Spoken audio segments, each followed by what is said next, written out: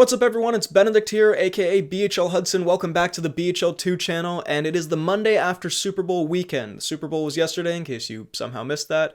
And it is one of the biggest days in entertainment in the entire year, because you have, of course, the game itself, and then you have a lot of other stuff, peripherally happening around the game that is worth talking about, that's interesting. So today, I thought I would recap what happened and my thoughts on the game itself, the commercials, the best and worst of those, because I have some slight complaints to make about some of them, the halftime show, and of course, most importantly to me, and I assume my audience, the movie trailers that played in the commercials, of which I'll say it's a little bit of a disappointing lineup. I was hoping maybe for like an Avengers Doomsday, maybe a Spider-Man or something like that, but there are a couple that I have some stuff to talk about, especially the Cliff Booth trailer. But we'll get to that. You can skip around as you please. I got the slides up so you can see what I'm talking about if you're not into football. But we're going to start off with the actual game itself. Now, just disclaimer, I am more of a casual NFL fan. I started watching football properly, I don't know, like a year ago or something. And by properly, I mean, again, still sort of in a casual sense. But my dad's watched it my entire life, so I've sort of been around it. But yeah, I'm moving away from being into like the UFC and MMA and that kind of stuff. And I was like, I need new sports to watch. So NBA and NFL, that's where I'm landing. Have to say I was not very excited for this, because in me just becoming a fan recently, I've gravitated towards the Buffalo Bills, which I think is kind of like a normie, casual opinion in the world of NFL, but I like Josh Allen. He seems cool, and the team seems cool, so I was like, you know what? That's my team. And I've been informed by some comments that I'm in for a lifetime of disappointment and a world of pain for being a Bills fan. But hey, yeah, they got eliminated not too long ago when they played the Broncos. So yeah, it was the Seahawks and the Patriots, and the Seahawks were predicted to win big. They did. Wasn't the most exciting game. Not much happened in the first like 3 quarters. There were a lot of field goals, not many touchdowns. It got a bit more exciting in the final quarter there, but yeah, not a very dynamic game. I saw some comments saying that the Seahawks versus Rams game was the real Super Bowl, and I agree. That was a pretty crazy game, and that felt sort of I don't know, more high skill. I don't know much about football, but yeah, it wasn't the greatest Super Bowl. I felt like last year's was more fun, even in just seeing the Chiefs getting like completely annihilated. That was sort of funny. Like this was sort of just like, yeah, it is what it is. But yeah, congrats the Seahawks. I guess the Seahawks take it home for the second time maybe in history. We move on, though, to more of my area of expertise, which is, the film and pop culture side of things, where, first of all, let's talk about some of the commercials, because every year, there's some celebrities, there's some guest directors, apparently, who show up for these, some kind of funny ones, some kind of cringe ones. I don't know if I watched all of them, I watched a bunch of compilations on YouTube. Let's see, I have my favorites and my least favorites, or at least the best and worst, because, I don't know, there are none of these that are, like, amazing, but in the better category, we have the Emma Stone Yorgos Lanthimos commercials. One commercial, the Squarespace one. I think there was another one, but I don't know if it was the Yorgos as well. It's where it's basically in the style of a Yorgos Lanthimos movie with Emma Stone, which I thought was sort of a cool thing to see on such a mainstream platform as the Super Bowl. I feel like Yorgos Lanthimos movies are pretty niche, I guess. But I suppose Emma Stone... It's interesting, actually. I was making a video about... directors and actors I want to see work together, and I mentioned that like Emma Stone has sort of gone with her career trajectory into like she's known now for being the weird, Yorgos Lanthimos, I don't know, semi-surreal, kind of creepy indie movie type of person. Are those any movies? I don't know. But yeah, anyway, I thought it was cool to see that in the Super Bowl, even if it was for, an ad or something. But yeah, that was pretty neat. The Elijah Wood Skittles ad, I thought was pretty funny. It was one of the only ones that actually made me laugh. I think Elijah Wood is just so very charming. He plays some kind of Skittles forest demon who's summoned by a Skittles horn or something. It's a Skittles commercial, but I enjoyed it. Andy Samberg had a very Lonely Island coded commercial for fucking mayonnaise or sandwiches or something, but it had the Lonely Island music video type jokes, type timing. That's always enjoyable to see. Sabrina Carpenter had an ad, and I'm a big Sabrina Carpenter enjoyer. I think she's very talented and charming. I watched the Muppet Show reboot or whatever where she was in it, and I thought she was really funny in that. did a Pringles ad, I guess, yeah, it's Sabrina, so I liked it. There was an Uber Eats thing with McConaughey and Bradley Cooper, whatever, but it did have Trammell Tillman from Severance in there, so I did, I did do a big point and clap. Oh my god, it's Trammell Tillman. That was fun. And honestly, the only commercial that really like made me laugh that actually, I don't know, I thought was kind of funny, even though, I don't know if it's the most clever bit, but it was the prostate relax your tight end bit with the, they had the tight ends from the football teams, talking about prostate exams and whatnot. That was pretty funny. That was a decent one. Those were the ones that, most commercials are obnoxious and terrible, so those are the ones that I disliked the least, I guess. In terms of the other commercials, the worst ones, this is less about these commercials, more about society, I guess, which I hate to go full Joker on you, but a lot of these were just like, oh, I didn't realize we were like either at this point in society with certain things, and also made me a bit worried about how much AI I can detect or not detect. Because there were a few commercials here where I was like, oh man, that's super lame, that's like AI. And then it turns out it wasn't AI. I mean, let's just not beat around the bush. The Jurassic Park commercial, where it's, I can't even remember what the fuck it's for. But basically it's like, what if Jurassic Park was good and nice, and then they're all on the park and they're doing a big selfie and jogging with the dinosaurs, and Sam Neill's in like an amusement park ride or something. And I thought like, wow, this is horrible and ghoulish, and AI, like, ruining an actual classic movie with AI. And then I looked it up, and apparently it seems to have been like there's behind the scenes videos. You can see that they're like filming on real places with real, the real actors. And so it's not all AI generated, which is just, I don't know. I feel like I have the opposite problem of old people, I guess, where you see things that are obviously AI and you can't tell, where now I'm seeing things that apparently aren't AI, and my brain just goes like, oh, this looks slightly off. This is AI. This is horrible. Yeah, I guess there's de-aging. I don't know if they used AI for that, but yeah, there was a bunch of AI stuff here. There was a Chris Hemsworth ad about your Alexa trying to kill you with AI or something, which I guess was meant to be tongue-in-cheek, that like, oh, people don't like AI, and look, isn't it silly that you think AI is bad and going to kill you? And I suppose, your Alexa probably isn't going to kill you, but I don't know. I guess it's mainstream now, and I guess it's not super, super evil, but I still, there's just something instinctively in me that I'm like, I don't like AI being this mainstream or this promoted, or yeah, doing like gags about like, oh, you think AI is bad? Oh, what, do you think it's gonna murder you? It's like, I don't know, not really, but I still think it's creepy that it's around everywhere. Or like the Claude AI ad where it's like talking to a woman who's talking like an AI would, and the bit is that then she starts doing like an ad, and it's like, oh, other AIs are going to have ads in them, but not Claude. And I'm like, I don't know, it's still the creepy woman who does like the creepy AI thing. That's still creepy. Was that meant to be not creepy? Because that part was like the creepier part to me. Like the ads is also obnoxious, but like the whole thing is fucking weird. But I guess I'm just behind the times, and I need to get with it. But yeah, there was a lot of AI stuff. There was an Adrian Brody tax commercial, some people who help you with your taxes or something, which initially was sort of funny, where it's like it's meant to be a hopeful, nice ad, but it's Adrian Brody, so he's all serious. But much like, Adrian Brody's Oscar speech, I guess he's used to this. It goes on for too long, loses the plot. It's not really that funny towards the end, so I wasn't a big fan of that. Plus, also, I'll be honest, since that Oscar speech, I just don't really like Adrian Brody that much. He's still a great actor, maybe he's a great guy, but he came off to me as like the most obnoxious person ever during that speech, so that sort of tainted my image of him. And then again, just on like society, I guess, but there was a Kendall Jenner betting commercial about how like, I didn't know this lore, but she's dated a bunch of basketball players, and then apparently their teams suck or something. And so she was like, I've been betting on, my boyfriend's teams being terrible. That's how I'm so rich. And it's obviously a joke and tongue-in-cheek or whatever.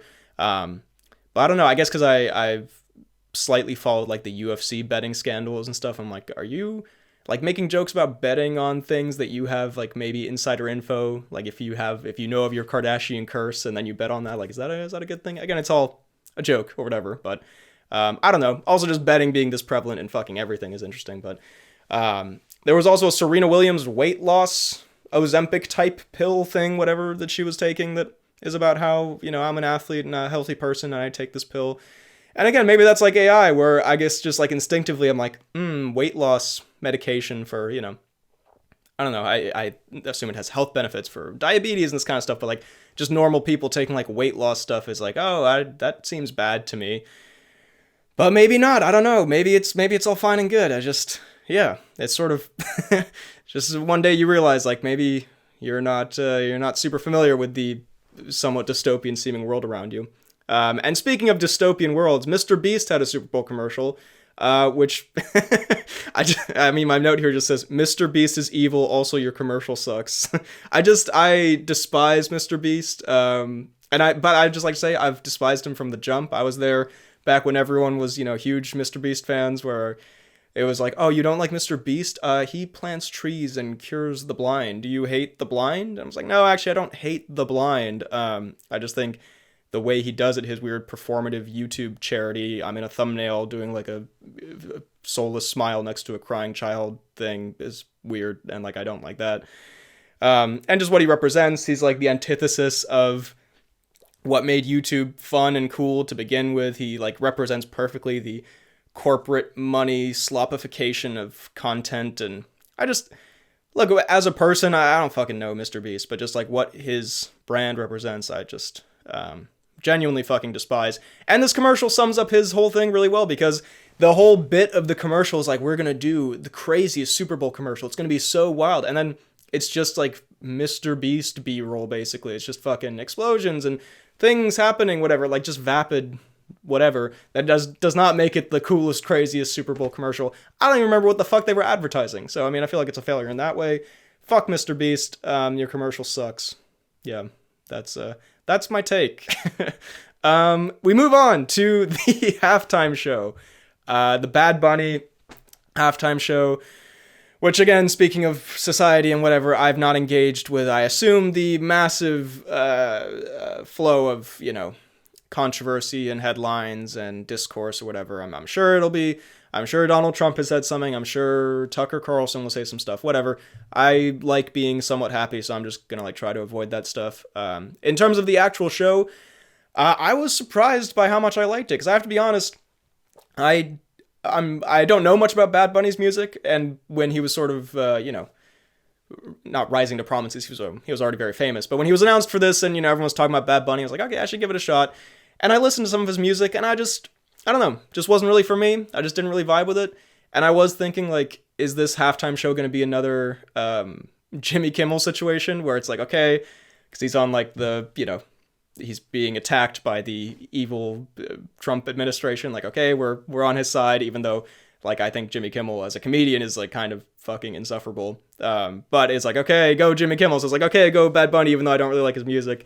But then actually watching the show, I feel like I got an appreciation for the music. I actually really enjoyed it. And maybe the setting, helps a bit. Whereas, like, when I'm sitting, at my desk listening to Bad Bunny music, maybe that's not, like, the way you're supposed to experience it. Whereas here, where you have the dancing and the sort of festive vibe, the party vibe, that maybe communicates the feel the music is supposed to give you more. So I enjoyed the music more, went pretty hard. It was pretty catchy and fun. And I just thought the actual, like, setup of it all was really fucking impressive. I've been going back and rewatching other, previous Super Bowl halftime shows, because I like the show of it all. And I never really got into it, before. I think the Kendrick one was the first one I watched live and, like, in full.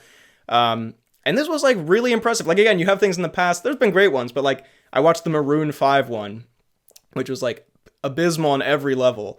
And I just think, like, this one, the sets, the camera movements, the choreography, it felt very elaborate, and, like, I guess I'm just impressed with the production of it, that in the middle of this football game, they wheel all this stuff onto the field and, figure out how to make it all work, and went off without a hitch. It was really fucking, really cool. One of the coolest ones that I've watched. I've watched all the ones from, I guess, since the Maroon 5 went up, and I remember the Bruno Mars one. That was pretty cool.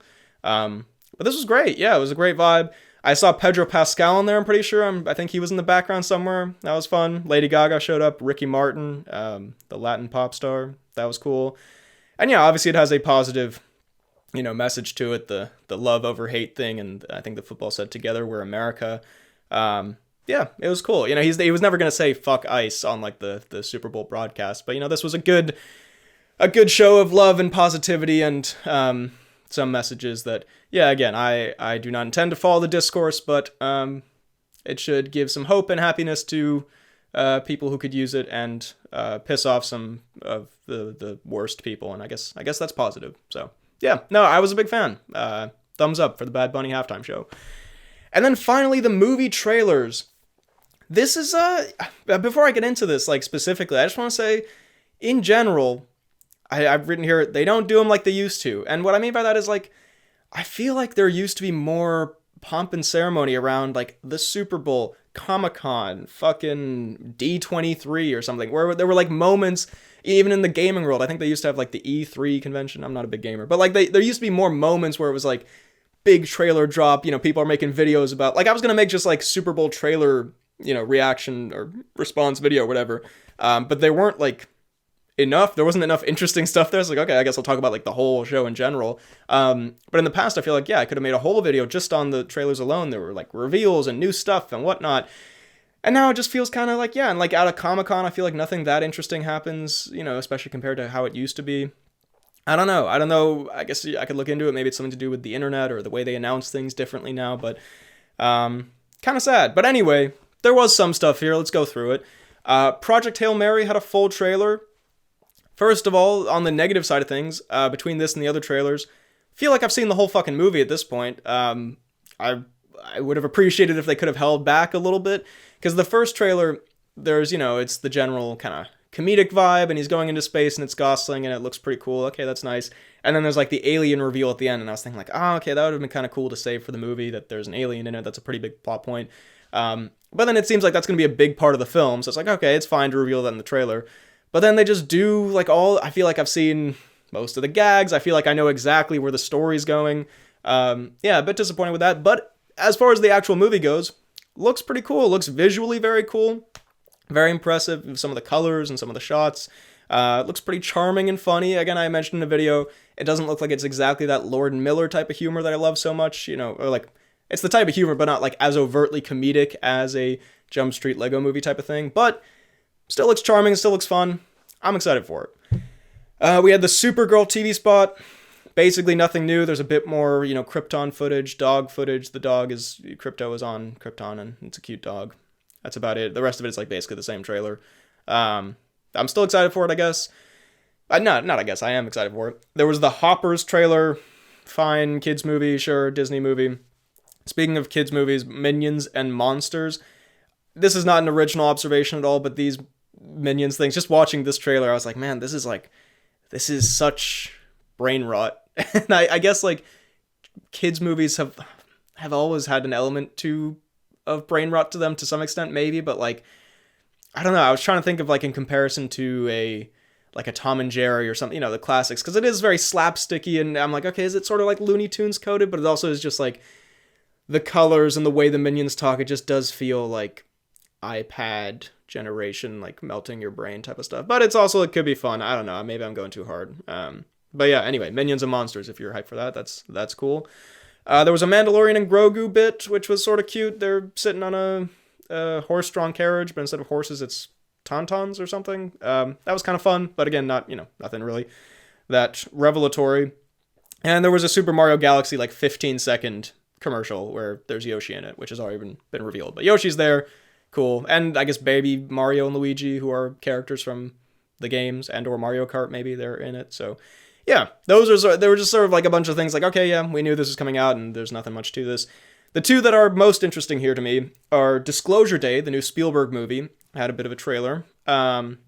First of all, there's like an opening line to it that's like, secrets from the government that have long been secret are going to be revealed. And I was like, damn, that is I don't know if that's like an intentionally timely line given all the fucking Epstein stuff, but yeah, that stood out. But it's about aliens and such. And I mean, I have to say, I'm quite excited by Spielberg doing like a cool sci-fi premise movie. Because I feel like a lot of the, you know, recent Spielberg stuff has not been like this. I'm pretty sure this is an original story. But you know, we've had a lot of Spielberg historical movies with Lincoln, Bridge of Spies. You could even say Fabelmans. It's not historical, but, you know, autobiographical. There's a lot of adaptations he's done. He did, you know, War Horse and Tintin and Ready Player One and the BFG and this kind of stuff. You know, West Side Story is also a remake. So I feel like since like maybe War of the Worlds, this is like I don't know, one of the more exciting new original War of the Worlds wasn't original, but you know what I mean. I'm excited to see Spielberg doing this kind of thing. I have to say, Spielberg is one of the GOATs. There is something about modern Spielberg movies that is just kind of ugly. There's a shot in this of them, like a car hitting a train, and they're on the car, they're hanging on, and it's just throughout as well, but in that shot specifically is when I thought it was just like, the lighting, the color correcting, the way it's shot, there's something like very digital looking about Spielberg movies in the modern times. Less so maybe Fabelmans and West Side Story, but I don't know, Ready Player One and even something like Bridge of Spies or something like that. I just felt like they're kind of ugly, and for some reason there's something about them that I don't love how they look. Again, very digital is how I would describe it, whatever that actually means. But yeah, aliens. There's a big alien ship. Sure, I'm excited for it. The premise looks cool. I feel like I haven't seen Colin Firth in a movie in a minute. And it looks like there's some cool sci-fi shit. There's like a shot of a kid in like a white room. Their eyes go fucking weird or something. Looks pretty cool. I'm into this. I'm excited for it. Sort of.